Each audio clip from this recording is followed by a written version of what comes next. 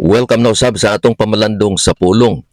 Kinsa bagyod ang tinuod nga Israel, og maingon siya ang imong ngalan dili na Jacob kundili Israel, kay nakigbisog ikaw uban sa Dios og sa mga tawo og nakadaog ka. Henesis 32:28.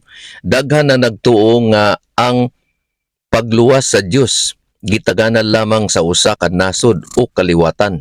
Apan ang sugilanon ni Jacob nagpadayag og mas lawom nga kamatuoran.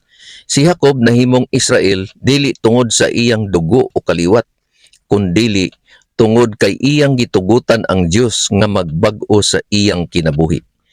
Ang ngalan nga Israel nahimong simbolo sa usa ka tawo nga nagpasakop sa Dios og nagpadayon sa pagtuo bisan taliwala sa pakigbisog. Busa kon ang Biblia nagingon nga all Israel will be saved, dili kini nagpasabot nga ang tanang adunay kaliwat nga Israel automatikong maluwas. Ang tinuod nga Israel mao ang mga tawo nga pinaagi sa pagtuo midawat kang Hesukristo og nagkinabuhi diha kaniya. Ang kaluwasan dili madawat pinaagi sa atong kaugalingon pagkamatarong, maayong binuhatan o kaliwat. Ang atong paglaom anaa lamang sa dugo ni Hesus nga naghinlo sa atong mga sala o sa iyang himpit nga pagkamatarong nga giisip alang kanato pinaagi sa pagtuo.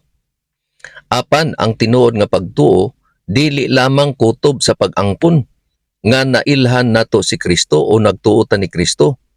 Ang usa ka kinabuhi nga giusab sa grasya nagpakita sa pagka-masinugtanon o pagka-matinumanon ngadto sa Dios. Dili kita nagtuman aron maluwas. Nagtuman kita tungod kay giluwas na kita pinaagi sa grasya. Busa, pangutana ang imong kaugalingon. Ako ba nagsalig sa akong reliyon, kaliwat, o maayong binuhatan? O nagsalig ba ako kang Kristo lamang alang sa akong kaluwasan? Ang Dios wala magtan-aw sa kolor sa atong pasaporte o sa atong kaliwat. Nagtan-aw siya sa kasing-kasing nga naghinulsol, nagtuo kang Kristo og nag-andam nga mosunod kaniya.